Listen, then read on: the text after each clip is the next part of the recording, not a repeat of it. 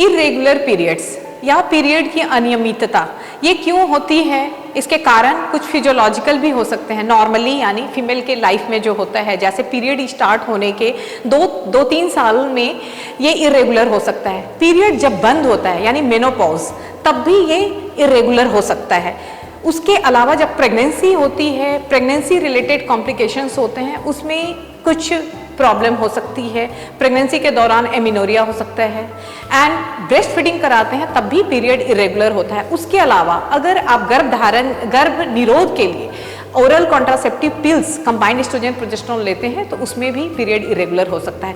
इसके अलावा बीमारियां कौन कौन सी हैं जिसमें पीरियड इरेगुलर होता है? पीसीओडी या पीसीओएस हो गया, एंडोमेट्रियोसिस हो गया, एडिनोमायोसिस हो गया, पॉलिप हो गए, फाइब्रॉइड यूट्रस हो गए। इन कॉमन प्रॉब्लम में या ओवेरियन सिस्ट है तो इसमें पीरियड इरेगुलर होते हैं। इसके लिए आपको अपने गायनेकोलॉजिस्ट से संपर्क करना चाहिए, क्योंकि ये कुछ कंडीशन ऐसे होते हैं जो इरिवर्सिबल होते हैं, कुछ रिवर्सिबल होते हैं, कुछ का आप ट्रीटमेंट कर सकते हो, कुछ इनफर्टिलिटी करते हैं, कुछ आपके अदर हेल्थ रिलेटेड इशू से भी उनका संबंध होता है। अगर उनको अनट्रीटेड छोड़ दिया जाए तो डायबिटीज मेलाइटिस हो सकता है, हाइपरटेंशन हो सकता है, आगे चल के एंडोमेट्रियल कैंसर भी हो सकता है। पीसीओएस एंड पीसीओडी क्या है?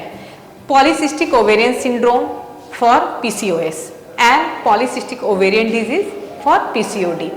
पीसीओएस एक एंडोक्रिनोलॉजिकल डिसऑर्डर है, यानी ग्लैंड से रिलेटेड जो सिक्रीशन करते हैं हार्मोन्स उससे रिलेटेड है। And PCOD is a disease of metabolic disorder.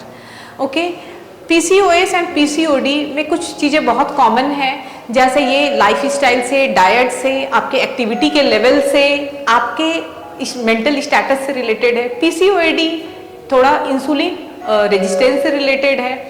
एक हार्मोन होता है इंसुलिन, उसकी वजह से थोड़ा प्रॉब्लम होता है, वो रेजिस्टेंट हो जाता है, वो काम नहीं कर पाता है अपने एडिक्वेट क्वांटिटी में रहने के बावजूद भी, तो पीसीओडी का प्रॉब्लम होता है। पीसीओएस एक्चुअली ये इनफर्टिलिटी का प्रॉब्लम जब होता है तो पीसीओएस को करेक्ट करना मुश्किल होता है। पीसीओडी पेशेंट में इनफर्टिलिटी का ट्रीटमेंट ईजियर है और उसमें वो पेशेंट कंसीव कर जाते हैं, रिजल्ट होता है अच्छा।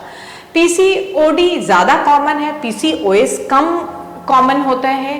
पीसीओएस का लॉन्ग टर्म सिक्वेलाई भी खराब होता है। ये डायबिटीज मेलाइटिस करा सकता है, हाइपरटेंशन करा सकता है, ओबेसिटी करा सकता है एंड लॉन्ग टर्म में एल्डरली में एंडोमेट्रियल कैंसर भी करा सकता है। पीसीओडी में ये चीज़ें नहीं देखने को मिलती हैं। तो जो रीज़न है उसका ट्रीटमेंट के लिए आपको अपने गायनेकोलॉजिस्ट से संपर्क करना चाहिए।